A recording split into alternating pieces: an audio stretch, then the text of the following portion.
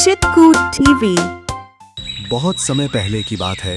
एक बंदर नदी के किनारे एक जामुन के पेड़ पर रहता था। वो अकेला रहता था लेकिन बहुत खुश था। एक दिन एक मगरमच्छ नदी से बाहर आया। वो पेड़ के पास तैरकर आया और बंदर से कहा कि उसने बहुत लंबी यात्रा की है और वो बहुत भूखा होने के कारण भोजन की तलाश में है। दयालु बंदर ने उसे कुछ जामुन खाने को दिए।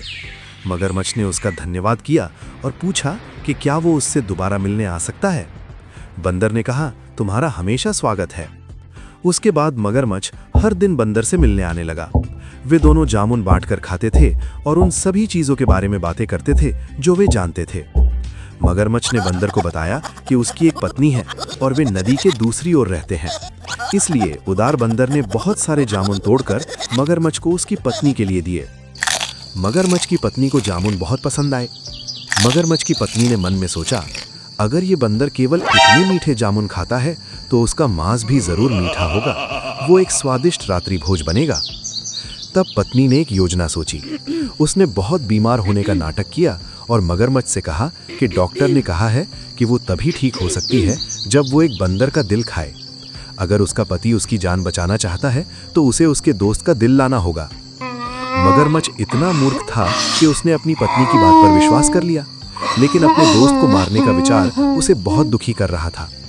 इसलिए मगरमच्छ जामुन के पेड़ के पास गया और बंदर को अपनी पत्नी से मिलाने के लिए घर आने का निमंत्रण दिया। बंदर बहुत खुश हुआ और तुरंत सहमत हो गया। मगरमच्छ ने बंदर से कहा कि वो उसकी पेट पर बैठकर नदी पार करके दूसरे किनारे तक जा सकता है। नदी के बीच में पहुंचकर मगरमच्छ डूबने लगा। डरे हुए बंदर ने उससे पूछा कि वो ऐसा क्यों कर रहा है। मगरमच्छ ने कहा, मैं तुम्हें मारना चाहता हूँ।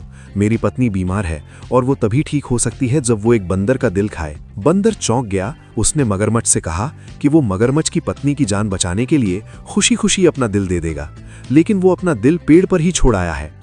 उसने मगरमच्छ से अनुरोध किया कि वो जल्दी से वापस मुड़ जाए ताकि वो अपना दिल ला सके। मगरमच्छ वापस मुड़ा और तेजी से तैरकर पेड़ तक पहुंचा।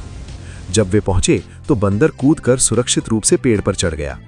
उसने मगरमच्छ की ओर देखा और कहा, अब तुम अपनी दुष्ट पत्नी के पास वापस जा सकते हो और उसे बता सकते हो कि तुम्हारा पति इस दुनिया का सबसे बड़ा मूर्ख है। तुम्हारी मूर्खता का कोई मुकाबला नहीं है। तुम अपनी पत्नी की एक अनुचित मांग के कारण मेरी जान लेने के लिए तैयार थे। चितकूट टीवी।